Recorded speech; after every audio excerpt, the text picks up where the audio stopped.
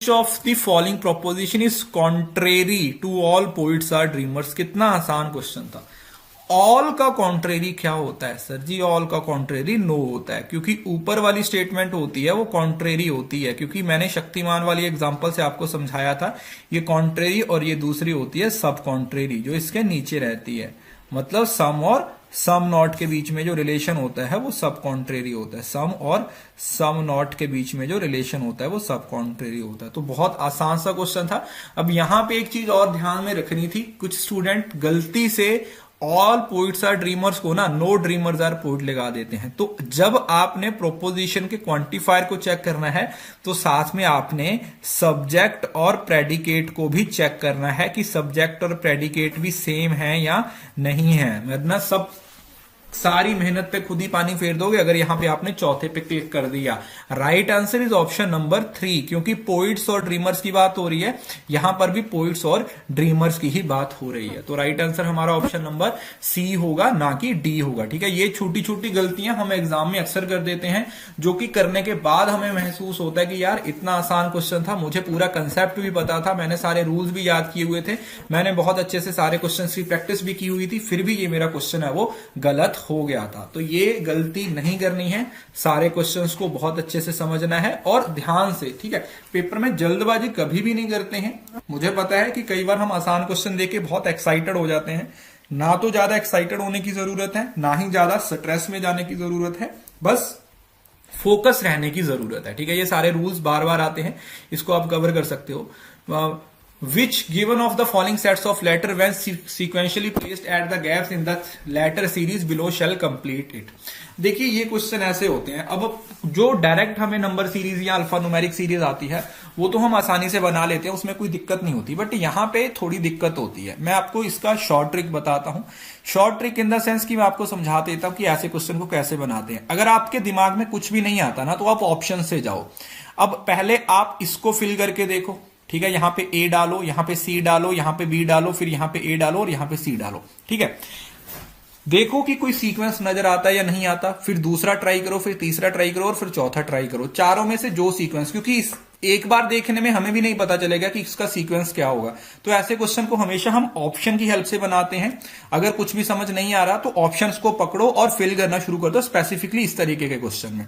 और इसका जो सही आंसर है वो हमारा सी बी बी बी ए है। अब इसका रीजन मैं आपको बताता हूं। देखो यहां पर सी आएगा, यहां पर बी आएगा, यहां पर बी आएगा, यहां पर बी आएगा और यहां पर ए आएगा। अब अगर आप ध्यान से देखते हो ना तो हर 3 लेटर छोड़ने के बाद एक सीक्वेंस बनता है हमारे पास बी बी ए। यहां पर 3 लेटर छोड़े तो यहां पर भी क्या बन रहा है, बी बी ए, यहां पर भी बी बी ए। तो इस तरीके से जब आप सीक्वेंस को बनाते हो, आई थिंक मैंने यहां पे कुछ मिस्टेक कर दी, सी बी, ये एच नहीं है, आई थिंक ये बी है। ठीक है, ये बी है, ये एच नहीं है। ठीक है, यहां से मिस्टेक हुई है, ये बी है। ठीक है, इसको प्लीज आप सही कर लीजिए, ये एच नहीं है, ये बी है। ठीक है, इस वजह से।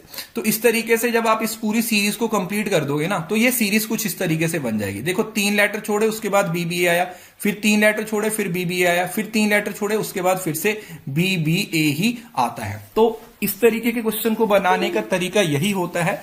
आई नो कि कई बार लॉजिक समझ में नहीं आता, तो हमें ऑप्शंस को बेस बना के भी ऐसे क्वेश्चन को डील करना आना चाहिए। We must know how to deal this type of questions with the help of options. तो ऑप्शंस को यूज करके भी इस तरीके के क्वेश्चन को बनाया जा सकता है। ठीक है, अब क्वेश्चन देखिए हमें 300 तरीके के क्वेश्चन आते हैं, 300 क्वेश्चन आते हैं। अब देखो ध्यान से, ठीक है, 1 मिनट में आपको समझा देता हूं। अब ये जो 300 क्वेश्चन है ना, इसमें हर क्वेश्चन का अपना नेचर होता है। कोई डायरेक्ट होता है, कोई बिल्कुल इनडायरेक्ट होता है, कोई बिल्कुल आउट ऑफ कंटेक्स्ट होता है, कोई देखते ही बन जाता है, किसी पे बहुत सारा टाइम लग जाता है, कहीं पे ऑप्शन को यूज करना पड़ता है, कहीं पे मैच द कॉलम। तो जितने, इसी वजह से बार बार आपको बोलता हूं कि एमसीक्यू की प्रैक्टिस करो। जितना एमसीक्यू बनाओगे उतना क्वेश्चन को देखते ही समझ आएगा कि भाई इसमें लॉजिक पकड़ना है, इसमें ऑप्शन यूज करनी है, इसमें मैच द कॉलम देखना है, हर चीज अपने आप समझ आनी शुरू हो जाती है। ठीक है, अब ये बिल्कुल डायरेक्ट क्वेश्चन था, ये मैंने पिछले सेशन में भी करवाया था, उससे पिछले सेशन में भी करवाया था। इंडियन लॉजिक का बिल्कुल स्टैंडर्ड क्वेश्चन है। Devdatta is a fat and he does not eat during the day. एक बंदे की बात हो रही है कि देवदत्ता है वो बहुत मोटा बंदा है और वो दिन में खाना नहीं खाता, therefore Devdatta is eating during the night. इसका मतलब ये हुआ कि वो रात को खाता होगा। बेसिकली इट इज ये है क्या, ये इंप्लीकेशन है। हमने उसको इंप्लीकेशन को क्या बोलते हैं, अर्थापत्ति, मतलब अर्थ निकालना अकॉर्डिंग टू द सर्कमस्टांसेस। जो सर्कमस्टांसेस है ना उसको बेस बना के क्या करना, कंक्लूजन निकालना, उसके बेस पे हम क्या निकालते हैं, अर्थ निकालते हैं। तो classical school of Indian logic है, उसके अकॉर्डिंग ये इंप्लीकेशंस है। अब कंपैरिजन को हम क्या बोलते हैं, उपान्याय। इंप्लीकेशंस को हम अर्थापत्ति बोलते हैं। परसेप्शन को हम प्रत्यक्ष बोलते हैं। और वर्बल टेस्टामोनी को हम शब्दा बोलते हैं। तो इस तरीके से आप क्वेश्चंस को समझने की कोशिश कीजिए, इस तरीके से आप लॉजिक लगाने की कोशिश कीजिए, तो बड़ी आसानी से सभी क्वेश्चंस को बनाया जा सकता है। वही आता है अर्थापत्ति का मतलब अजम्पशन होती है या फिर इंप्लीकेशन होती है। हम अजम्पशन बना लेते हैं कॉज और इफेक्ट के। Relation between cause and effect it includes postulation, supposition और प्री अजम्पशन। ठीक है, ये वैलिड नॉलेज नहीं होती है। ठीक है, पहले बताया था ये वैलिड नहीं होती है। ये सिर्फ हम क्रिएट करते हैं, हम सिर्फ अज्यूम कर लेते हैं कि यार ऐसा होता है। क्या हुआ है, either gained from what we have seen और हर्ड एंड आर अज्यूमिंग। सबसे इंपॉर्टेंट वर्ड यहां पे अज्यूमिंग आता है।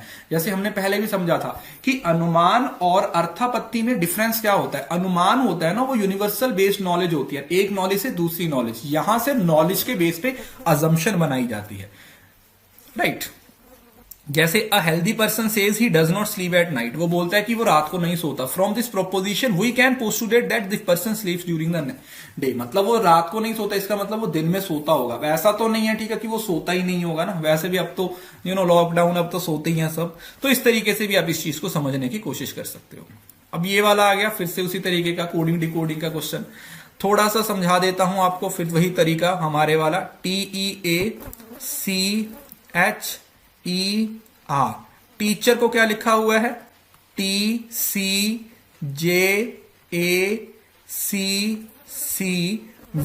अब अगर आप ध्यान से देखने की कोशिश करते हो तो कुछ अजीब सा पैटर्न आपको नजर आता है। यहां पर H का कोड भी C आ रहा है, यहां पर E का कोड भी C आ रहा है। ठीक है, एक बात तो कंफर्म है कि यहां पर डायरेक्ट कोडिंग नहीं होगी। अच्छा, T के बाद क्या आता है, TUV।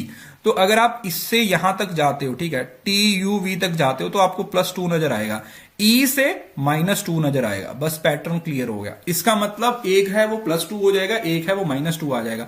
अब पता किसका करना है, कनकॉर्ड का पता करना है, CONCORD। इसका मतलब जो यहां पे आएगा वो CDE आएगा। ठीक है, अगर E आएगा तो ये वाला डिलीट हो गया, ये वाला डिलीट हो गया। O से पहले क्या आता है, Q आता है या M आता है, तो PQRST MNO, तो M आता है। तो यहां से इस तरीके से आप क्वेश्चन को बना सकते हो। ठीक है, यहां पर पूरा इसका पैटर्न है वो दिया रहेगा।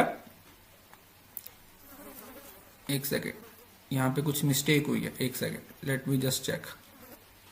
ओके, FP, ओके सॉरी, ये मैंने ऑपोजिट पीछे से लगाना शुरू कर दिया था, यहां से लगाना शुरू कर दिया थी, यहां से आना था। ठीक है, एक सेकेंड, मैं इसको मिटा देता हूं, सॉरी, एक सेकेंड, मैं इसको मिटाता हूं और सही आंसर कुछ इस तरीके से दिखाता हूं। ठीक है, और पैटर्न सही था बट वो पीछे से चलना था, इस वजह से देखो ये इस तरीके से था।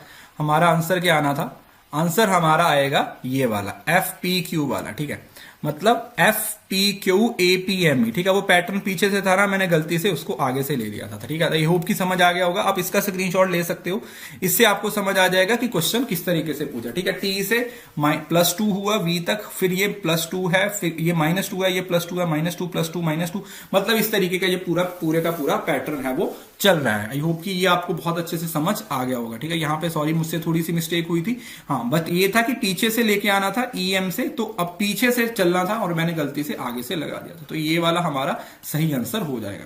तो इसी तरीके से बस पैटर्न को फाइंड आउट करना होता है। एक बार पैटर्न समझ आ गया तो क्वेश्चन अपने आप बन जाता है। क्वेश्चन में कुछ खास रह नहीं जाता, बहुत आसानी से आप इस तरीके के क्वेश्चन को बना सकते हो। ठीक है, लास्ट क्वेश्चन है, सेम वही क्वेश्चन है। Assumption of an unperceived fact in order to reconcile two apparently inconsistent perceived fact is known as Indian logic. अब इसमें बताओ, कहीं पे अनुमान की बात हो रही है, उपमान की बात हो रही है या अनुपलब्धि की बात हो रही है? It is all about implications, it is about assumption. इसको आप ऑप्शन से बना सकते थे, अदरवाइज आप अनपरसीव्ड फैक्ट से भी बना सकते थे। जिस फैक्ट को अभी परसीव नहीं किया गया वो हो जाएगा हमारा अर्थापत्ति। अर्थापत्ति यहां पे हमारा देखो, एक ही शिफ्ट में 2 क्वेश्चन आ गए जिसका सेम आंसर था अर्थापत्ति। अर्थापत्ति, दैट मीन्स इम्प्लीकेशन, अजम्पशंस, इसको बेस बना के ही क्वेश्चन का आंसर देना था। और ये एक सिंगल टॉपिक आपको 4 नंबर देके जा रहा था। तो ये सारी चीजें आपको पता होनी चाहिए, ठीक है। यहां पर डिटेल में सब चीजें मैं पहले बता चुका हूं। उपमान का मतलब होता है कंपैरिजन, दो चीजों के बीच में कंपेयर किया जाता है। अनुमान का मतलब होता है इन्फेरेंस, मतलब एक इनवेरिएबल कॉन्स्टिट्यूएंट्स होता है मिडिल टर्म और मेजर टर्म के बीच में। उसके बाद जो अर्थापत्ति होता है पोस्टुलेशन होता है, अजम्पशन होता है, ठीक है। आज की क्लास में ही 2 एग्जांपल दी थी, एक मोटे आदमी की और एक जो सोता रहता था। और अनुपलब्धि का मतलब होता है नॉन एप्रीहेंशन, दैट इज अभाव, जो है नहीं, जिसकी एग्जिस्टेंस नहीं है, that is non perception, negation, cognition, proof of non apprehension, ठीक है। अब ये वाला क्वेश्चन है, consider the following statement with reference to categorical proposition. Some words are mammal is particular affirmative proposition and its distributed subject term alone। अब ये एक single question है जिसमें distribution, proposition, square of opposition, हर तरीके की knowledge है वो आपकी चेक होने वाली है। अब ध्यान से समझने की कोशिश कीजिए। जब सम वर्ड्स आर मैमल, देखो सम जो स्टेटमेंट होती है ना, मैं बताता हूं सम में ना तो सब्जेक्ट डिस्ट्रीब्यूटेड होता है, नाइदर सब्जेक्ट नॉर प्रेडिकेट। क्योंकि सम में मैंने आपको पिछली क्लास में बताया था कि डिस्ट्रीब्यूशन का मतलब क्या होता है, 100%। डिस्ट्रीब्यूशन मतलब 100%। अब वो पॉजिटिव होगी या नेगेटिव होगी। अब यहां तो सम है, तो सम में ना तो सब्जेक्ट डिस्ट्रीब्यूटेड होता है और ना ही प्रेडिकेट डिस्ट्रीब्यूटेड होता है। अब देखो, ध्यान से समझने की कोशिश करो। यहां पे अगर पहली बात लिखे particular affirmative, particular affirmative, particular affirmative, ये तो ठीक है जी, सभी की सभी पर्टिकुलर अफर्मेटिव हैं। अब ये ढूंढने की कोशिश करो, उसने बोला डिस्ट्रीब्यूट सब्जेक्ट, ये तो गलत हो गया। उसने बोला डिस्ट्रीब्यूशन बोथ, ये भी गलत हो गया। इसका मतलब अगर ये दोनों गलत हो गए तो ये सही है। देखो यहां पे आ गया ना, नाइदर सब्जेक्ट नॉर प्रेडिकेट, इसका मतलब only D is the right answer. तो ऐसे क्वेश्चन को डील करने का ये सबसे बेस्ट तरीका है। आप मेरी क्लासेस को जाके देख सकते हो, मैंने ये सब टॉपिक्स करवा रखे हैं और बहुत पहले करवा रखे हैं। अब तो जो स्टूडेंट्स पढ़ चुके हैं वो ये क्वेश्चंस चुटकियों में बनाते होंगे। So only D is the correct answer, only D is the correct answer हो जाएगा। अब देखो यही यहां पे ये चार्ट आ जाएगा। अब इस चार्ट को याद कर सकते हो, याद करने की जरूरत नहीं है, बस आप ये देखो यहां पे यूनिवर्सल है तो इसका मतलब सब्जेक्ट डिस्ट्रीब्यूटेड होगा। यहां पे यूनिवर्सल के साथ साथ नेगेटिव है तो इसका मतलब सब्जेक्ट और प्रेडिकेट डिस्ट्रीब्यूटेड होगा। यहां पर पर्टिकुलर और अफर्मेटिव है, मतलब दोनों डिस्ट्रीब्यूटेड होगा। यहां पर पर्टिकुलर नेगेटिव है तो जो नेगेटिव टर्म है सिर्फ वो डिस्ट्रीब्यूटेड होगी। बहुत आसान तरीके से याद करवा देता हूं मैं आपको। इस तरीके से याद करोगे तो लाइफ टाइम नहीं भूलोगे। अदरवाइज अगर रट्टा मारने की कोशिश करोगे कि उसमें सब्जेक्ट प्रेडिकेट, प्रेडिकेट सब्जेक्ट, उसमें ना सब्जेक्ट प्रेडिकेट, फिर थोड़ी कंफ्यूजन हो जाएगी, पेपर में जाके भूल जाओगे। तो ये सबसे बेस्ट तरीका है याद करने का। सिर्फ ये समझने की कोशिश करो, ये देखने की कोशिश करो कि 100% कौन सी टर्म है। बस अगर 100% जो भी टर्म है वो आपकी डिस्ट्रीब्यूटेड होगी। ओके, हेतु, अब इसका तो कुछ बताने की जरूरत नहीं है, पता नहीं कितनी बार हो चुका है। हेतु क्या होता है, स्टेटमेंट ऑफ अ रीजन। हेतु को ही मिडिल टर्म बोलते हैं। हेतु is also known as middle term. हेतु को ही रीजन बोला जाता है। ये तो बहुत बार मैं बता चुका हूं आपको पहले की क्लासेस में। तकरीबन हर शिफ्ट में एक आधा या एक या दो क्वेश्चन है इंडियन लॉजिक से आते ही आते हैं। तो ये हमारा स्टेटमेंट ऑफ रीजन हो जाएगा। Statement of reason is the right answer, ठीक है। हेतु रीजन होता है।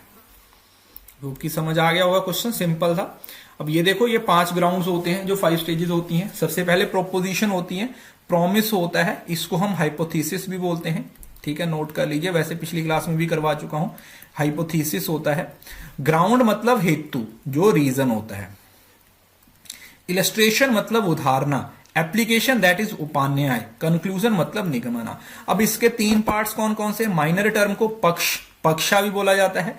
मिडिल टर्म को हेतु साधना भी बोला जाता है, रीजन भी बोला जाता है, और मेजर टर्म को व्यापका और साध्या भी बोला जाता है। व्यापका, यहां पे एक नया टर्म, एक नई वर्ड आ गई। मेजर टर्म को क्या बोल दिया जाता है? व्यापका। तो ये चीजें भी आप अपनी कॉपी पे नोट डाउन करते जाइए, क्योंकि कोई भी नॉलेज किसी भी क्वेश्चन में यूज हो सकती है, तो जितना आपको सीखने को मिल रहा है उसका एडवांटेज लेते जाइए। आज आपको लगता होगा कि 5-5 क्वेश्चन है, कौन देखेगा, बट ये 5-5-5-5 करके 500 हो जाएंगे, 1000 हो जाएंगे। उस दिन आपको फील होगा कि ये जो फ्री की वीडियोस थी आपकी, इसने कितनी हेल्प की है हर यूनिट के कंसेप्ट को क्लियर करने में। आई नो ये पूरा सिलेबस आपका कवर नहीं कर रही, बट इतना कर रही है कि अगर इतना भी कर लोगे ना तो पेपर 1 में आपकी परफॉर्मेंस बहुत अच्छी हो जाएगी। Okay, so this is contrary. पूछा है which of the following combination of proposition is considered to be contrary. अब देखो यार, इतना आसान क्वेश्चन मुझे नहीं लगता, ये तो फ्री के नंबर है। अब कॉन्ट्रेरी क्या होता है, देखो जो ए होता है और साथ में ई, ए ई आई और ओ, ठीक है। पता नहीं यार, मैं तो इतनी बार पढ़ा दिया टॉपिक ना, बस अपने आप ही चार्ट बनना शुरू हो जाता है। अब ये होता है कॉन्ट्रेरी और ये होता है सब कॉन्ट्रेरी, क्योंकि ये नीचे होता है, ठीक है, सबसेट होता है इसका, इस वजह से। अब उसने पूछा कि जो कॉन्ट्रेरी है ना, उनकी स्टेटमेंट कौन कौन सी होती है। पहले एक बात समझने की कोशिश करो, ये जो ऊपर वाली दोनों स्टेटमेंट थी ये होती है यूनिवर्सल, ये यूनिवर्सल पॉजिटिव और ये यूनिवर्सल नेगेटिव। इसका मतलब पर्टिकुलर का तो कोई सीन है नहीं, तो यहां से तो ये दोनों को हटा दो। अब यूनिवर्सल पॉजिटिव मतलब यूनिवर्सल अफर्मेटिव और यूनिवर्सल नेगेटिव, तो यहां पर यूनिवर्सल अफर्मेटिव हो जाएगा और यूनिवर्सल नेगेटिव हो जाएगा, तो ये दोनों हमारा कॉन्ट्रेरी का रिलेशन है। अब इसी तरीके से आपको कभी सब कॉन्ट्रेरी पूछ सकता है, आपको कभी क्वांटिटी क्वालिटी से क्वेश्चन पूछा जा सकता है, तो ऑप्शन नंबर जो फर्स्ट है वो हमारा सही आंसर हो जाएगा कि ये यूनिवर्सल अफर्मेटिव और यूनिवर्सल नेगेटिव हमारा क्या हो जाएगा, सही आंसर हो जाएगा, यूनिवर्सल अफर्मेटिव और यूनिवर्सल नेगेटिव। ठीक है, बिल्कुल सिंपल क्वेश्चन था, वही तरीका है, पहले भी बताया था। जैसे पहले आया था ना, no poets are dreamers and all poets are dreamer, पिछली शिफ्ट में क्वेश्चन आया था, जिससे पहले वाली वीडियोस थी उसमें समझाया था। नो पोइट्स और नो के साथ ऑल का मतलब ऑल और नो का जो रिलेशन होता है वो कौन सा होता है, वो कॉन्ट्रेरी का रिलेशन होता है। और कॉन्ट्रेरी का रूल मैंने आपको शक्तिमान वाली एग्जांपल से समझाए थे, ठीक है। आप जाके स्क्वायर ऑफ ऑपोजिशन की वीडियोस देख सकते हो, उसको एक बार देखोगे तो लाइफ टाइम आपको इस टॉपिक में कोई प्रॉब्लम नहीं आएगी। और यहां से हर बार क्वेश्चन आता है, ठीक है, आपके सामने है। देखो अब इसमें मैंने कोई भी प्रैक्टिस क्वेश्चन नहीं डाला, मैंने कोई भी क्वेश्चन अपनी आप से फ्रेम नहीं किया, क्योंकि कुछ टीचर्स होते हैं बहुत ज्यादा डिफिकल्ट अजीबोगरीब से क्वेश्चन फ्रेम कर देते हैं, ठीक है। मुझे वो सब चीजें सही नहीं लगती, मैं सिर्फ कंसेप्चुअल क्लैरिटी पे विश्वास रखता हूं। पेपर में आए हुए क्वेश्चन को देखो, उसमें समझने की कोशिश करो कि पेपर में कैसे क्वेश्चन पूछे जा सकते हैं। अदरवाइज 10 स्टेटमेंट बनाना कोई बहुत बड़ी बात नहीं होती है। तो चीजों को अंडरस्टैंड करने की कोशिश किया करो, ना कि उसको कॉम्प्लिकेट करने की कोशिश किया करो, ठीक है। तो ये छोटे छोटे टॉपिक्स हैं, अगर आप इनको अच्छे तरीके से समझ लेते हो तो बड़ी आसानी से क्वेश्चंस बनने शुरू हो जाते हैं, राइट। सो ये था स्क्वायर ऑफ अपोजिशन से बनाया हुआ क्वेश्चन। आई होप कि ये आपको अच्छे से समझ आया होगा। इससे पहले इंडियन लॉजिक का क्वेश्चन था, वो भी समझ आया। हेतु, पक्षा, पक्का, क्या क्या चीजें होती हैं, वो सारी चीजों को नोट डाउन करते जाइए, जितना आप नोट डाउन कर सकते हो। अब ब्लड रिलेशन का क्वेश्चन था, पॉइंटिंग टुवर्ड्स अ मैन। देखिए ब्लड रिलेशन के क्वेश्चन दो तरीके से पूछे जाते हैं। एक होते हैं डायरेक्ट कि ए इसकी बीवी है, बी उसका पति है, सी इसकी बेटी है, ये वो फलाना ढिमकाना, ये कैसा होता है। और दूसरा होता है कि यार किसी को एड्रेस करके बोलते हैं कि वो उसकी ये है, उसकी वो है। मतलब इस तरीके के क्वेश्चन में स्टूडेंट को कंफ्यूजन होती है। मैं आपको इसका शॉर्ट ट्रिक बताता हूं। आपने इसमें ना माई वर्ड ढूंढा करो और उससे बैकवर्ड चला करो। माई मदर मतलब जो बंदा बोल रहा है, मतलब एक वुमेन बोल रही है ना, एक वुमेन बोल रही है, तो ये जो वुमेन है वो माई है, इसको यहां पे रखो। अब इसके बाद ये जो है माई मदर्स ओनली डॉटर, अब ये वुमेन है, इसकी मदर मतलब ये इसकी कहां पे कोई मदर होगी, और इसकी ओनली डॉटर, तो भाई बेवकूफ बना रही है ना। अब रे सीधा बोल दो मेरी मां है, उसको घुमा फिरा के करने की क्या जरूरत है।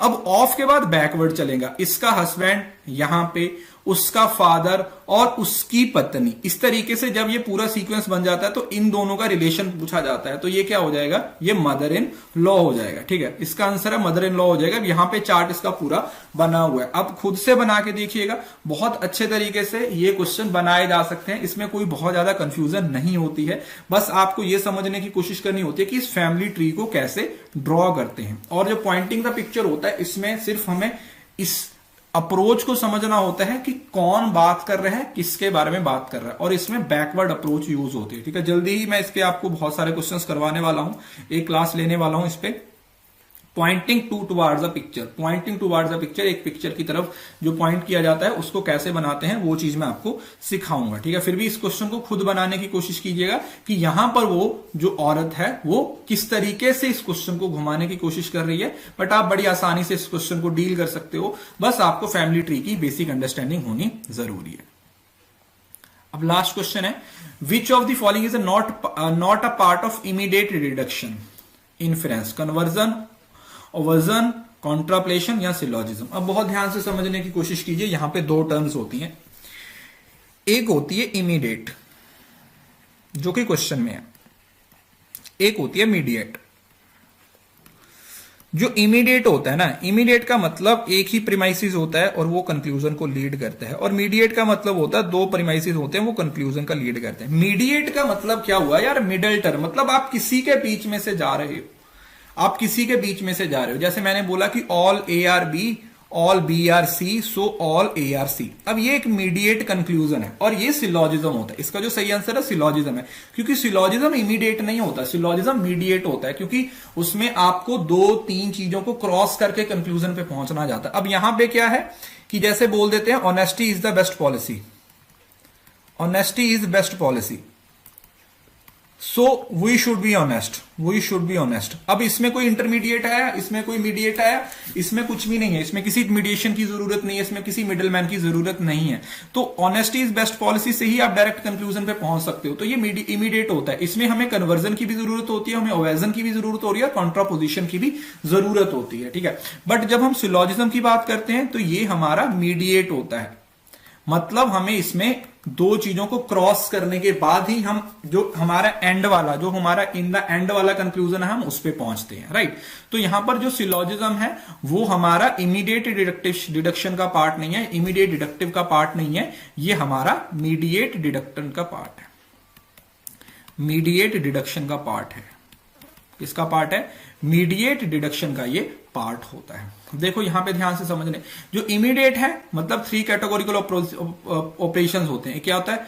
Conversion, कॉन्ट्रापरेशन, ऑब्वर्जन। These operations give us rule to create logically equivalent claims and determine in some cases if two categorical proposition are logically equivalent, मतलब दोनों को इक्वेट किया जाता है।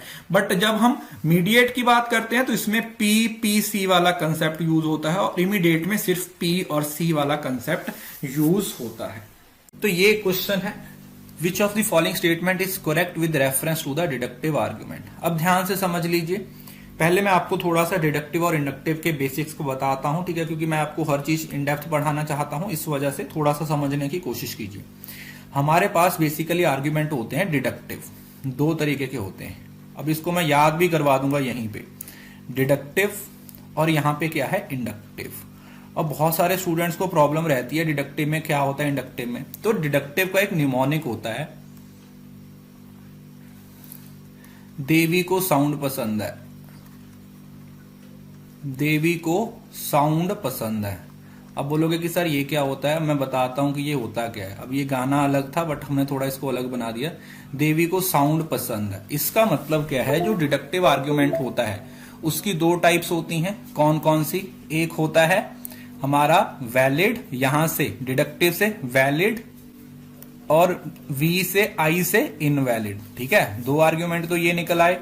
जो इनवैलिड होता है वो तो अनसाउंड होता ही है, और जो वैलिड होता है वो दोनों हो सकता है, वो साउंड भी हो सकता है और अनसाउंड भी हो सकता है, ठीक है। ये होता है। आई होप कि देवी को साउंड पसंद है, इस निमोनिक से आपको ये समझ हो जाएगा, याद आ जाएगा।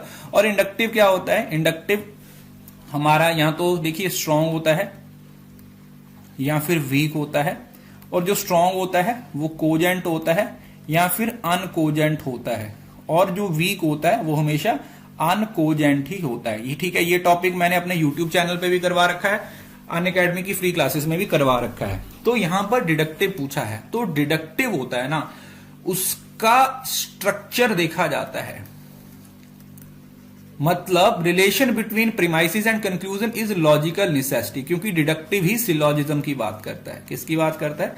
सिलॉजिज्म की। तो जो आर्ग्यूमेंट है उसमें सच बोला है, झूठ बोला है, मैटर नहीं करता, वो लॉजिकली सही होना चाहिए। That means the relation between premises and conclusion of logical necessity, मतलब डिडक्टिव आर्ग्यूमेंट में अगर आपके प्रीमाइसिस ट्रू हैं तो आपका कंक्लूजन 100% ट्रू होगा। इस वजह से इसको रीजनिंग बाय सर्टेनिटी भी बोला जाता है। जैसे फॉर एग्जाम्पल देखो मैंने लिखा ऑल गर्ल्स आर ब्यूटीफुल, ठीक है, Sita is a girl, so Sita is beautiful, Sita is beautiful. अब देखिए ये प्रीमाइसिस है, ये प्रीमाइसिस है और ये कंक्लूजन है। अब देखा जाए तो ये लॉजिकली वैलिड आर्ग्यूमेंट है, लॉजिकली, क्योंकि इसके प्रीमाइसिस ट्रू हैं तो कंक्लूजन 100% ट्रू होगा। अदरवाइज ये साउंड नहीं है, क्योंकि ऑल गर्ल्स आर ब्यूटीफुल, ठीक है, ये तो बहुत बड़ी हो गई ना। तो ये इस तरीके से जब हम डिडक्टिव आर्ग्यूमेंट की बात करते हैं तो ये सर्टेनिटी पे डिपेंड करता है 100% पे। और जो इंडक्टिव होता है, ठीक है, इंडक्टिव भी बता देता हूं साथ में, जो इंडक्टिव होता है उसे रीजनिंग बाय कंसिस्टेंसी बोला जाता है। क्या बोलते हैं? Reasoning bye consistency. और उसमें जो रिजल्ट होते हैं वो प्रोबेबिलिटी पे डिपेंड करते हैं, ठीक है, वो प्रोबेबली होते हैं कि ये सही हो भी सकता है भाई, नहीं भी हो सकता। आई होप कि ये डिटेल्ड एक्सप्लेनेशन आपको समझ आ गई होगी। क्योंकि जो डिडक्टिव आर्ग्यूमेंट होता है ना, उसमें हमारे पास ऑलरेडी थ्योरी होता है और उस थ्योरी को हम बेसिकली क्या करने की कोशिश करते हैं? रिवाइज या फिर वेरीफाई। क्या करने की कोशिश की जाती है? वेरीफाई करने की कोशिश की जाती है। सो जनरल टू स्पेसिफिक इसको टॉप डाउन अप्रोच बोला जाता है और हाइपोथेसिस से ही हमेशा स्टार्ट होती है। आई होप कि ये एक्सप्लेनेशन आपको समझ में आ गई होगी। अब इसके कुछ फीचर्स हैं। डिडक्टिव आर्ग्यूमेंट अगर प्रीमाइसिस ट्रू है, it would be impossible for the conclusion to be false. जो हमारा जो मतलब कंक्लूजन है वो कभी फॉल्स नहीं होगा। ये लॉजिकली फॉलो करते हैं प्रीमाइसिस को, ठीक है। अब उसके बाद कंटेंट की बात होती है तो फिर वो साउंड अनसाउंड वाला इसके बाद की स्टेप होती है। तो यहां पर फिलहाल लॉजिकली कंसेप्ट की बात की जाती है, तो सिर्फ और सिर्फ रिलेशन देखा जाता है किसमें? प्रीमाइसिस और कंक्लूजन में, राइट। नेक्स्ट क्वेश्चन बहुत आसान है। If two propositions are related in such a way that they can not both be true together although both can be false. दोनों ट्रू नहीं हो सकती भाई, दोनों फॉल्स हो सकती है। अब याद करो वो सुनहरे दिन शक्तिमान वाले, ए, ई, आई और ओ, इसका रूल क्या था? दोनों एक टाइम पे ट्रू नहीं हो सकती बट दोनों एक टाइम पे फॉल्स हो सकती हैं। तो राइट आंसर क्या हो जाएगा? कॉन्ट्रेरी, क्योंकि दोनों एक टाइम पे शक्तिमान नहीं हो सकते। हाँ, अगर एक शक्तिमान है तो दूसरा फॉल्स होगा, बट अगर एक फॉल्स है तो दूसरा अनसर्टेन होगा, डाउटफुल हो जाएगा। ये कॉन्ट्रेरी होता है और ये वाला सब कॉन्ट्रेरी इसका ऑपोजिट हो जाता है, राइट। आई होप कि ये समझ आ गया होगा। बोथ, ठीक है, कॉन्ट्रेरी क्या हो जाएगा? इसका सही आंसर हो जाएगा। तो बिल्कुल सिंपल सा क्वेश्चन था। आई होप कि आपको अच्छे से समझ आया होगा। मैंने अच्छे तरीके से इसका कंटेंट भी यहां पे ऐड कर रखा है, किस तरीके से आप इन चीजों को समझ सकते हो। स्क्वायर ऑफ अपोजिशन का पूरा जो हमारी प्रोपोजिशंस होती हैं, किस तरीके से क्या क्या कंसेप्ट यूज किया जाता है, हर चीज यहां पे डिटेल में लिख रखी है। अब नेक्स्ट क्वेश्चन। अब अगर आपने पिछली क्लासेस देखी है ना तो आप इसका आंसर सही दे पाओगे। Fire is cold because it has substance.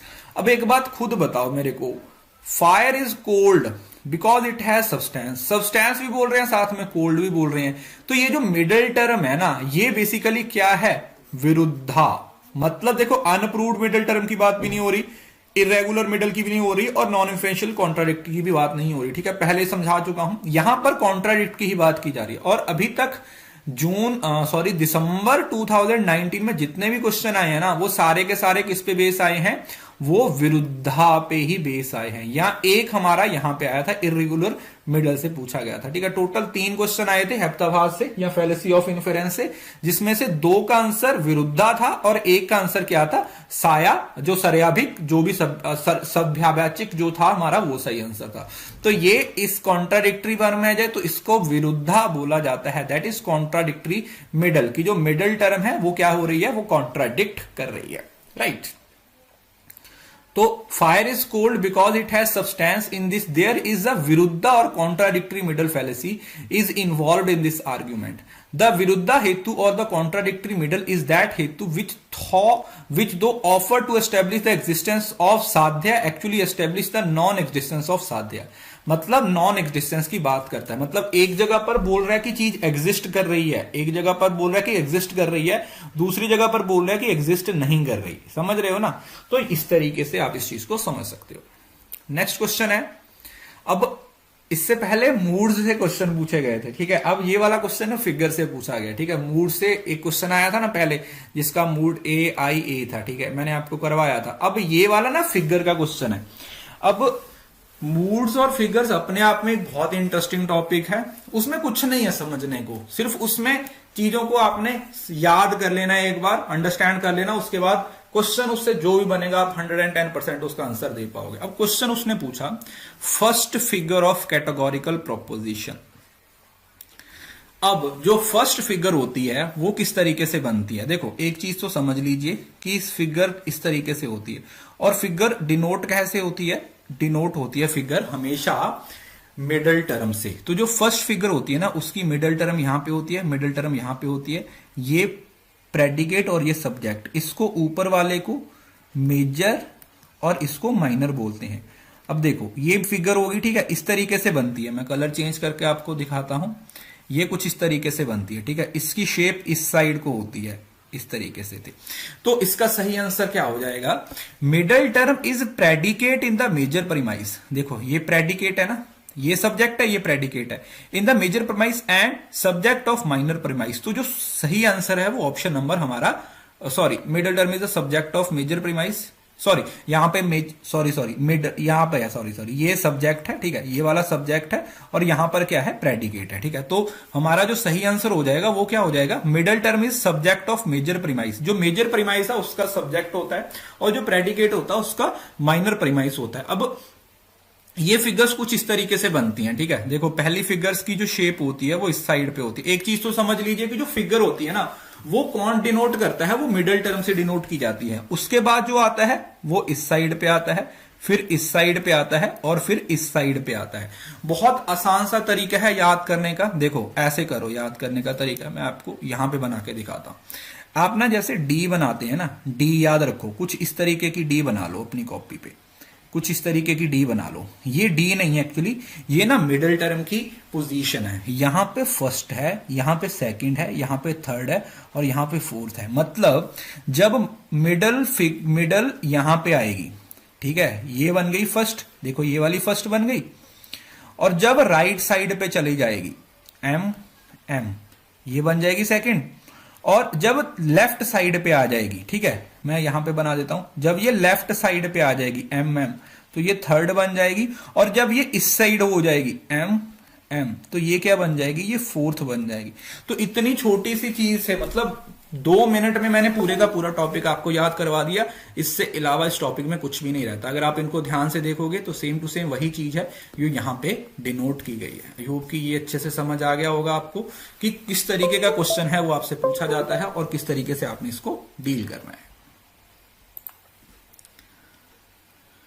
Last question है, the mountain is fiery because it has smoke, where there is smoke there is a fire. व्याप्ति पता करना है। व्याप्ति का मतलब क्या होता है? एक ऐसा रिलेशन इनवेरिएबल कॉन्स्टिट्यूएंस होता है जो यूनिवर्सल है, जिसको आप चेंज नहीं कर सकते, मतलब जो हर जगह पे पाया जाएगा। व्याप्ति का मतलब यही होता है।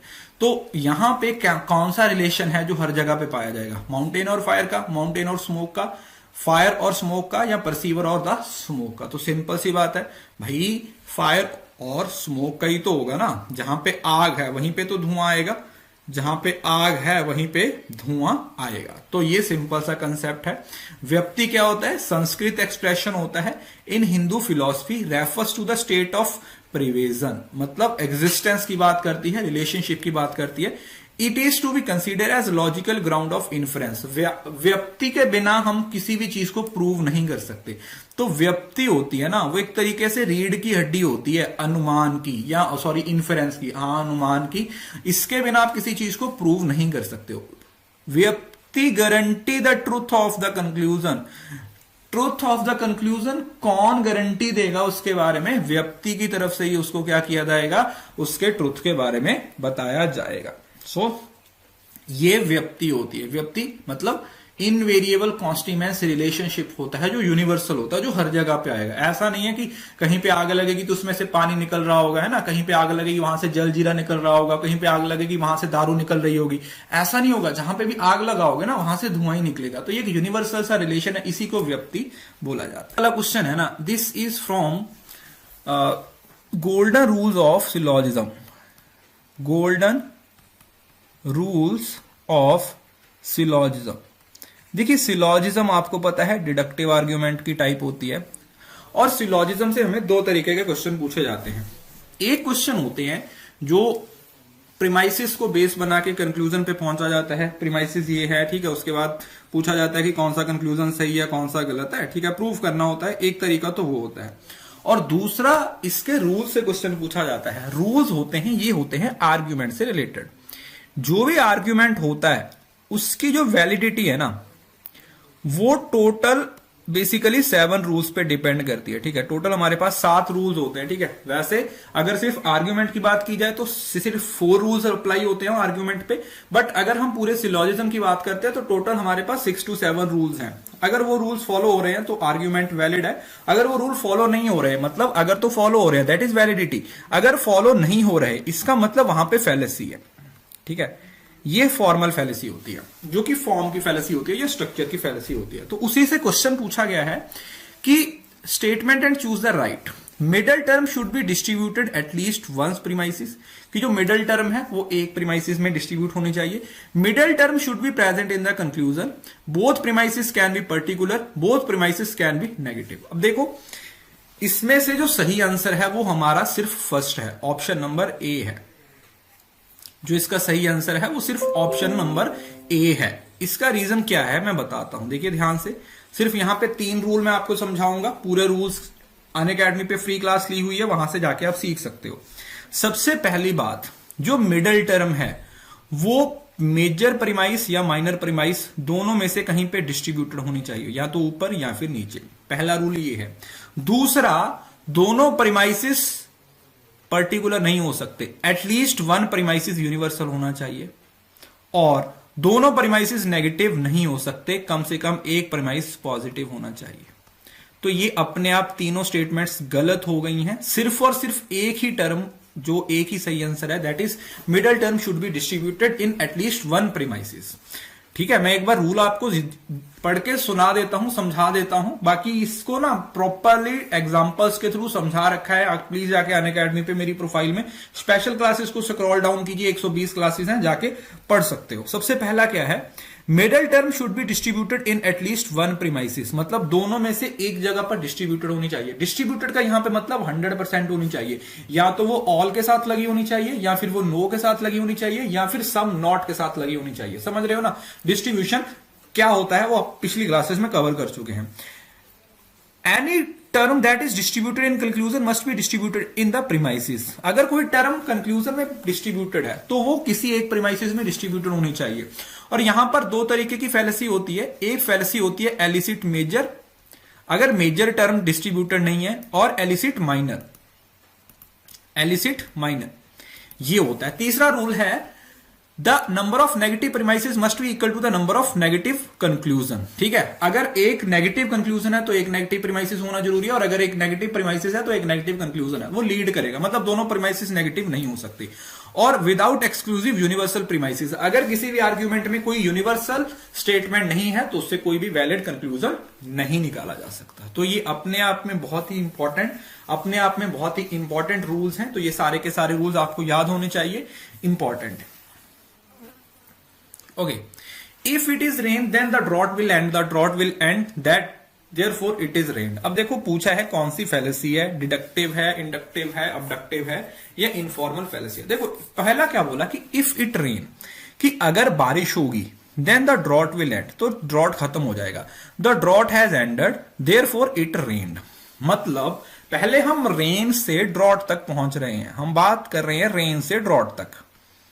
ठीक है ना, हमने क्या बोला कि पहले भाई बारिश होगी, अगर बारिश है तो इसका मतलब ड्रॉट एंड हो जाएगा। और अब क्या कर रहे हैं, ड्रॉट के बारे में बात करके हम बोलेंगे कि पहले रेन हो रही है। This is basically deductive fallacy, क्योंकि ये स्ट्रक्चर की फैलेसी है। नो डाउट कंटेंट सही है, कंटेंट वाइज तो सही है बट स्ट्रक्चर सही नहीं है, स्ट्रक्चर सही नहीं है। एक बार हम आगे से पीछे, दूसरी बार पीछे से आगे जा रहे हैं। इस तरीके की जो फैलेसी होती है that is known as deductive fallacy. कौन सी फैलेसी हो जाती है? Deductive fallacy. समझ आया? ये डिडक्टिव आर्ग्यूमेंट पे बेस होती है, ठीक है। फॉर्मल फैलेसी, आप बोल सकते हो इसको फॉर्मल फैलेसी। फॉर्मल फैलेसी का मतलब वो फैलेसी जो आर्ग्यूमेंट के स्ट्रक्चर पे बेस होती है। किस पे बेस होती है भाई? स्ट्रक्चर पे बेस होती है, ठीक है। स्ट्रक्चर के अकॉर्डिंग जो फैलेसी हमें देखने को मिलती है उसको हम बोल देते हैं that it is the deductive fallacy, कि भाई ये डिडक्टिव फैलेसी होगी।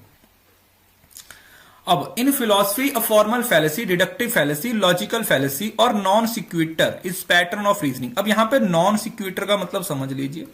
नॉन सिक्विटर का मतलब पता है क्या होता है? नॉट प्रूव्ड लॉजिकली, जिसको लॉजिकली प्रूव नहीं किया जा सकता, ठीक है। वही चीज यहां पे बात कर रही है। तो जब भी इससे पहले क्वेश्चन आया था डिडक्टिव आर्ग्यूमेंट का और पूछा था कि इसमें से कौन सा डिडक्टिव आर्ग्यूमेंट के बारे में सही है, तो वहां पे भी आपको बताया था कि जब डिडक्टिव आर्ग्यूमेंट की बात होती है ना तो सिर्फ और सिर्फ लॉजिकल पैटर्न देखा जाता है। कंटेंट कुछ भी हो, लॉजिकल पैटर्न देखा जाता है कि भाई अगर प्रीमाइसिस 1 प्रीमाइसिस 2 सही है तो इसका मतलब कंक्लूजन भी सही होगा। इस वजह से this is a fallacy, non sequitur fall, right. So I hope कि समझ आ गया होगा। सिंपल क्वेश्चन था। Okay, so this is one of the most important fallacy जो कि क्वेश्चन में पूछी गई है, पेपर में पूछी गई है। In this hospital, some nurse don't wear white dress. Some doctor have private practices and medicine prescribed of high cost. Thus, treatment in this hospital is poor quality. What fallacy does this argument? Fallacy of composition, fallacy of accident, fallacy of division या फिर slippery slope। अब देखिए, इससे पहले I think 12 fallacy की list मैं आपको दे चुका हूं, ठीक है। सिर्फ उतनी भी आप अपनी कॉपी पे नोट कर लीजिए और आज 4 फैलेसी मैं आपको और दे रहा हूं, ठीक है। तो टोटल 16 फैलेसी आप खुद से ही सर्च कर लोगे ना यार, तुम्हारा टॉपिक तैयार हो जाएगा। छोटा छोटा भी पढ़ोगे ना तो भी कवर हो जाएगा। बेसिकली यहां पर क्या हो रहा है ना, यहां पर एक इवेंट को हम होने दे रहे हैं तो वो दूसरे इवेंट को लीड कर रहा है, फिर वो तीसरे को लीड कर रहा है और फिर वो चौथे को लीड कर रहा है। इसका मतलब है हम क्या कर रहे हैं, बेसिकली हम स्लिप कर रहे हैं। This is slippery slope. Slippery slope का मतलब होता है कि अगर आप किसी इवेंट को होने दोगे, ठीक है, कोई एक इवेंट है आपने उसको होने दिया, तो उसके बाद आप सोचना शुरू कर देते हो ये हो जाएगा, वो हो जाएगा, ये हो जाएगा। जैसे इसकी एग्जांपल है, जैसे कोई लड़का है ना, कोई छोटा बच्चा है, वो अपने पापा को बोलता है कि मुझे साइकिल सिखा दो। अब उसको साइकिल ले देते हो, उसको साइकिल सिखा देते हो। अब आपको क्या लगता है कि आज इसने साइकिल सीखा है, कल ये मुझे बोलेगा कि मुझे जहाज सिखा दो, मुझे ट्रेन सिखा दो, मुझे ये करवा दो, मुझे वो करवा दो। तो एक तरीके से हम एक इवेंट को होने के बाद उसका कोई कॉज इफेक्ट का रिलेशन होता नहीं है, हम अपनी तरफ से अज्यूम करना शुरू कर देते हैं, ठीक है, इस तरीके से। तो देखो, अब इसको क्या बोला जाता है? Edge of the wedge, camel's nose, ठीक है, ऊंट की नाक, या भी domino fallacy. When relatively insignificant first event is suggested to lead to more significant events which is turn leads to still more significant event. मतलब एक इवेंट से दूसरे इवेंट तक क्या होता रहते हैं, हम आगे बढ़ते रहते हैं until the ultimate concluding significant is reached. The connection between successive events are observe और अनवारंटेड। ठीक है, अब जरूरी तो नहीं है कि उसको साइकिल सिखा दिया तो कल को वो गाड़ी भी मांगेगा, अगर उसको गाड़ी सिखा दिया तो कल को वो हवाई जहाज भी मांगेगा, तो ऐसा नहीं है।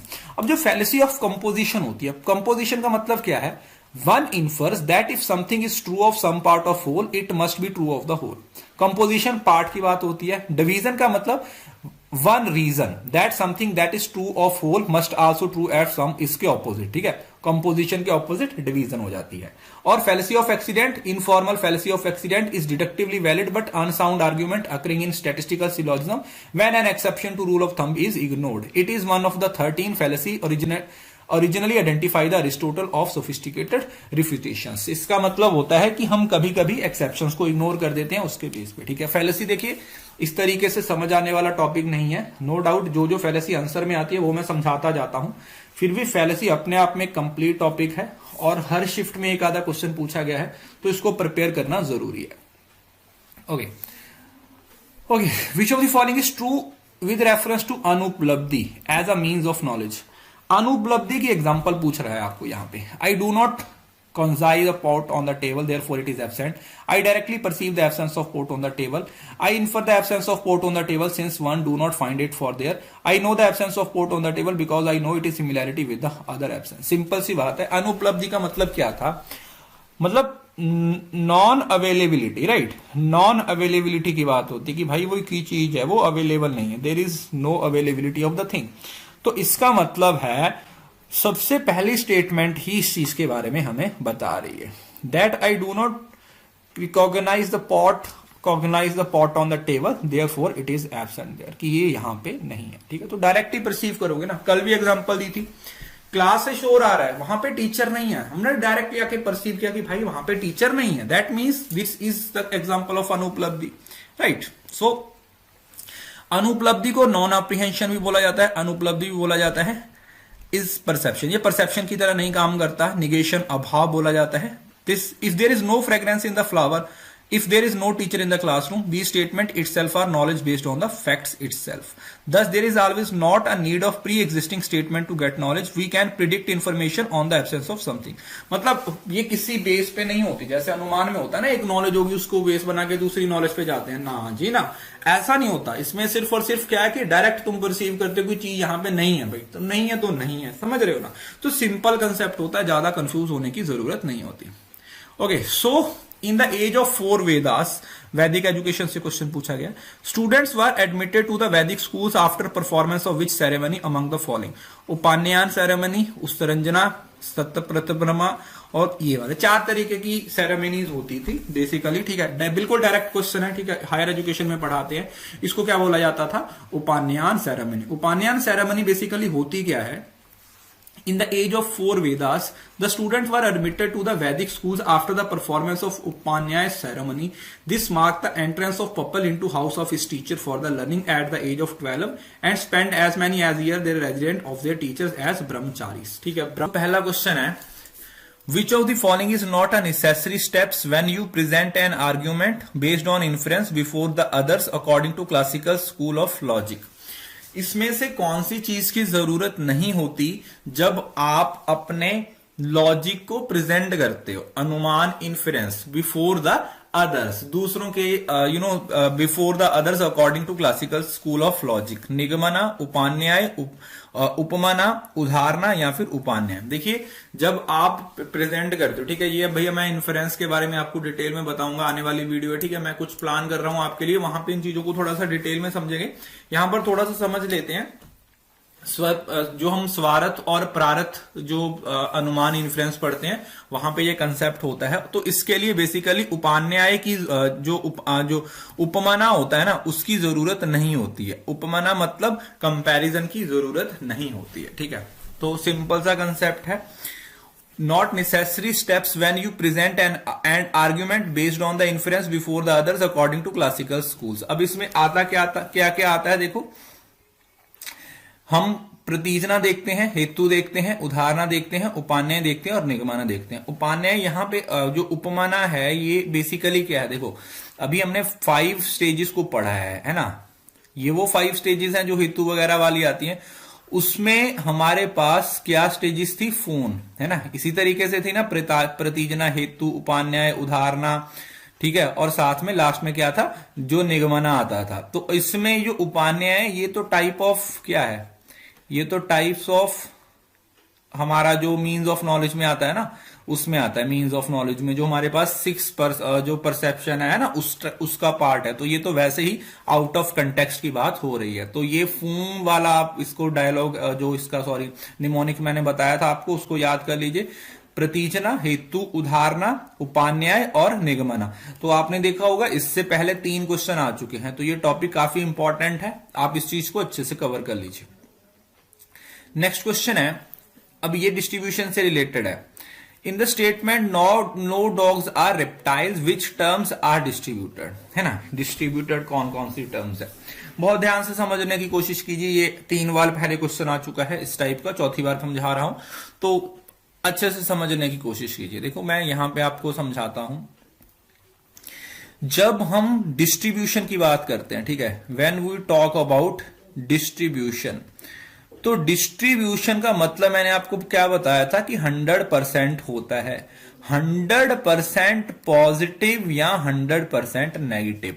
अब यहां पर नो डॉग्स आर रेप्टाइल्स है।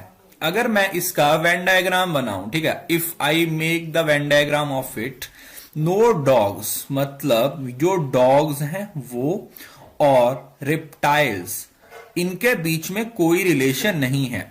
और इसको मैं नो डॉग्स आर रेप्टाइल भी लिख सकता हूं और नो रेप्टाइल्स आर डॉग भी लिख सकता हूं। तो जब नो टर्म होती है ना, तो इसमें subject as well as predicate दोनों ही डिस्ट्रीब्यूटेड होते हैं। तो पूछा क्या है, distributed, both subjects and predicate terms are distributed. समझ आया? ध्यान से समझ लीजिए, नो है तो ये वाली चीज जो डॉग्स हैं ये भी अपने आप में 100% है, जो रिप्टाइल्स है ये भी अपने आप में कितना है, 100% है। तो जब हम 100% की बात यहां पे कर रहे हैं, 100% की बात यहां पे कर रहे हैं, ये हमारा सब्जेक्ट है, ये हमारा प्रेडिकेट है, तो दोनों ही डिस्ट्रीब्यूट हो जाएंगे। So both subject and predicate terms are distributed. Right, ये हमारा होता है सब्जेक्ट, ठीक है, जिसके बारे में बात होती है। प्रेडिकेट जो उसको डिनाई या अफर्म करता है, और कपिला मतलब जो एक तरीके से हेल्पिंग वर्ब की तरह काम करती है, हेल्पिंग वर्ब की तरह काम करती है, या इनको लिंक करती है, ठीक है, उस चीज के बारे में यहां पे बोला जाता है। तो ये डिस्ट्रीब्यूशन से 3 से 4 क्वेश्चन आए हुए हैं, तो अच्छे से याद कर लीजिएगा डिस्ट्रीब्यूशन का टॉपिक, ताकि कोई भी आपको प्रॉब्लम ना आए। देख लीजिए, यहां पे मैं फिर से आपको याद दिला देता हूं, समझा देता हूं कि यहां पे यूनिवर्सल है तो सिर्फ सब्जेक्ट डिस्ट्रीब्यूटेड होगा, यूनिवर्सल के साथ साथ नेगेटिव भी है तो ये दोनों डिस्ट्रीब्यूटेड होंगे। यहां पर पर्टिकुलर के साथ अफर्मेटिव है तो दोनों अनडिस्ट्रीब्यूटेड हो गए। अब यहां पे पर्टिकुलर के साथ नेगेटिव है तो यहां पर सिर्फ ये डिस्ट्रीब्यूटेड होगा। कहने का मतलब 100% में क्या क्या आएगा, या तो ऑल आएगा या फिर नो आएगा। तो जहां जहां पर सभी की बात हो रही है, या तो यूनिवर्सल यूनिवर्सल दोनों डिस्ट्रीब्यूटेड हो गए, ठीक है, ये 100% है, और साथ में ये दोनों नेगेटिव हो गए तो ये डिस्ट्रीब्यूटेड हो जाएंगे। तो इस तरीके से आप इनको याद कर सकते हो, कोई बहुत ज्यादा बड़ी कंफ्यूजन वाली बात नहीं है, सिंपल सा फंडा है, बट फिर भी कंफ्यूजन हो जाती है। तो जो तरीका मैं आपको सिखा रहा हूं आप उससे याद करोगे तो अच्छे से याद हो जाएगा। अब ये वाला बहुत सिंपल सा है, the converse of all cats are mammals. All cats are mammals का कन्वर्स पूछा है। देखो कन्वर्स का मतलब क्या हुआ, यहां पर कॉन्ट्राडिक्टरी से कंफ्यूज मत हो जाना, यहां पे कन्वर्स पूछा मतलब कन्वर्जन की बारे में बात हो रही है, मतलब इमीडिएट जो इन्फ्रेंस पढ़ा था ना, हमने पढ़ा था जो डिडक्शन होती, जो डिडक्शन है बेसिकली 2 तरीके से है ना, एक इमीडिएट होता है, एक हमारा मीडिएट होता है ना, एक इमीडिएट होता है, एक मीडिएट होता है। तो इस चीज के बारे में पूछा जा रहा है कि ऑल कैट्स आर मैमल। देखिए समझने की कोशिश कीजिए यहां पे, अगर मैं इसका वेन डायग्राम बनाता हूं ना, तो वेन डायग्राम कैसा बनेगा, ऑल कैट्स आर मैमल्स, की जो सारी की सारी कैट्स हैं वो मैमल्स हैं। या मैं बोल सकता हूं कि जो कैट्स हैं ना वो सारी किसके अंदर है, मैमल्स के अंदर है।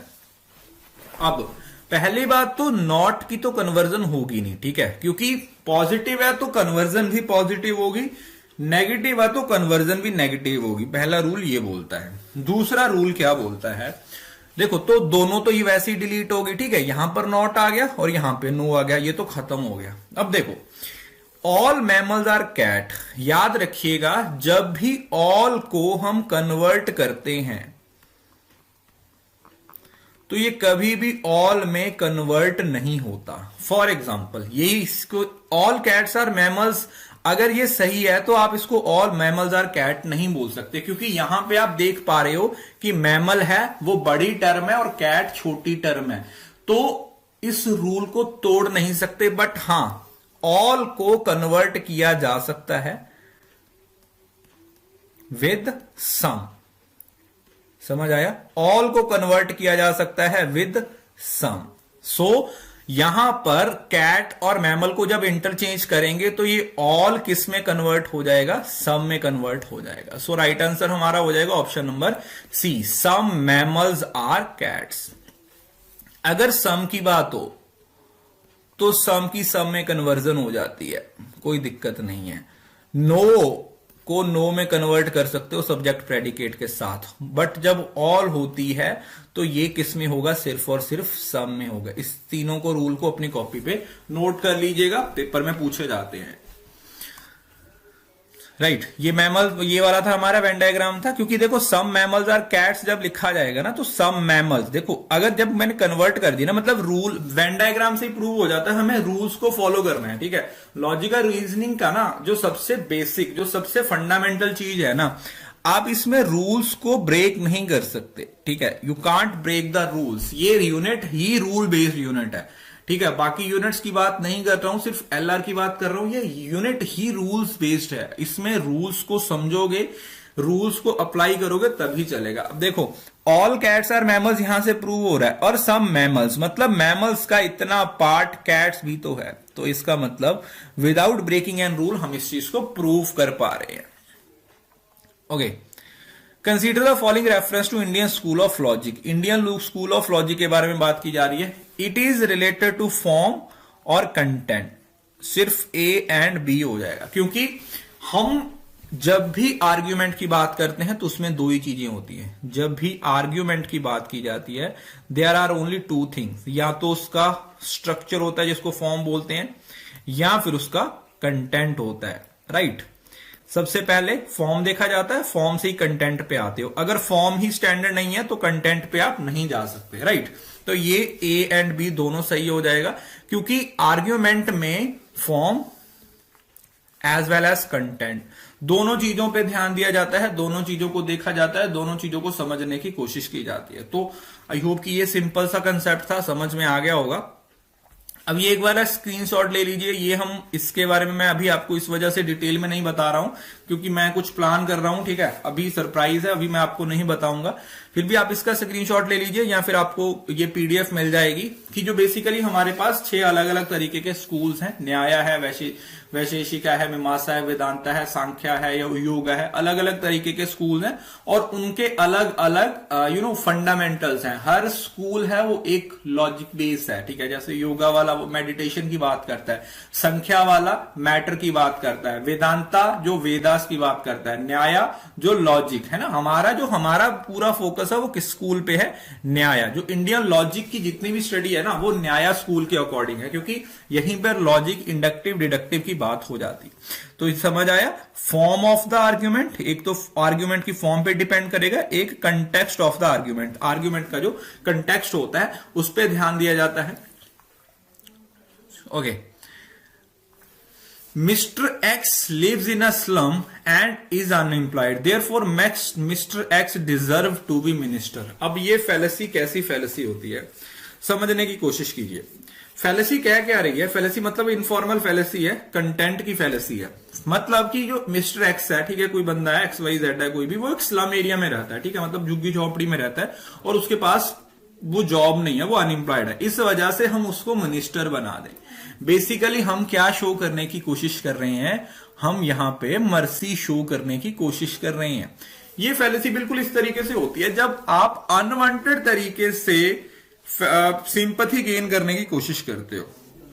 जैसे फॉर एग्जांपल कुछ बच्चे होते हैं ना, वो स्कूल में जाके बोलते हैं कि मेरे को पेपर में नंबर इस वजह से कम आए क्योंकि मेरी दादी बीमार थी। अरे भाई, दादी बीमार थी तो तेरा उसके एग्जाम से क्या रिलेटेड? मतलब अननेसेसरी अननेसेसरी तरीके से, गलत तरीके से जब आप सिंपैथी गेन करने की, आप मर्सी गेन, मतलब तरस खाया जाए, बेसिकली कहने का मतलब यही है। जैसे बहुत सारे टीचर्स होते हैं, आपने इस चीज को देखा होगा, ये फैलेसी वहां पे भी रिलेट होती है। बच्चों को अट्रैक्ट करने के लिए अपने फ्यूचर को सुनाते रहते हैं। मैं तो इस परिवार से आया था, हमारे घर में लाइट भी नहीं थी, ये भी नहीं थी, तो मेरे पास पढ़ो, मैंने स्ट्रगल देखा है तो इस स्ट्रगल का मैं पार्ट बनूंगा। मतलब ये अनवांटेड सिंपैथी, अनवांटेड मर्सी जब गेन करने की कोशिश की जाती है, दैट इज यहां पे मिजर से याद रखिएगा, misericordiam, that is unwanted mercy gain करने की कोशिश की जाती है। ठीक है जी, मर्सी तरीके से माइजर बनना, मतलब एक तरीके से विचारा बन के क्या करने की कोशिश की जाती है, मतलब। और इसको अपील्स टू पिटी भी बोला जाता है कि हम पे दया खाई जाए, हम पे दया किया जाए, ऐसा नहीं। और ये तीनों फैलेसी सुबह की पहले की क्लास में भी समझा दी थी। फैलेसी ऑफ एक्सीडेंट क्या होता है, कंपोजिशन क्या होता है और डिवीजन क्या होता है, ठीक है, तीनों को समझा दिया था। और ये वाली थी है जो माइजर कोर्डियम है वही फैलेसी है कि हाँ feelings to avoid the punishment, ठीक है, एक तरीके से consist of the manipulation of the feelings to avoid a punishment, किसी भी तरीके से आप इसको समझ सकते हो। सामने वाले बंदे के सामने एक तरीके से बेचारा बनने की कोशिश की जा रही है। सो फाइनली एलआर का प्रॉमिस मैंने पूरा कर दिया है। 65 क्वेश्चन था, कोई भी क्वेश्चन नहीं छोड़ा, सारे क्वेश्चन डिटेल्ड एक्सप्लेनेशन के साथ प्रोवाइड कर दिए हैं। हर क्वेश्चन को इन डेप्थ समझाने की कोशिश कीजिए। एक इस पूरे टॉपिक को मैं 3 से 4 क्लासेस में भी खत्म कर सकता था, फिर वो फास्ट ट्रैक प्रैक्टिस मतलब जैसे मैंने पहले बताया था हो जाती है, बट कोशिश यही थी कि आपको सारी चीजें समझ में आए छोटे छोटे कंसेप्ट से, ठीक है। क्या होता है कि कई बार सिर्फ एक कंसेप्ट हमने समझा होता है और डायरेक्ट उसी से क्वेश्चन आ जाता है ना, तो उस चीज का भी ध्यान रखा गया है, अपनी तरफ से पूरे एफर्ट करने की कोशिश की है।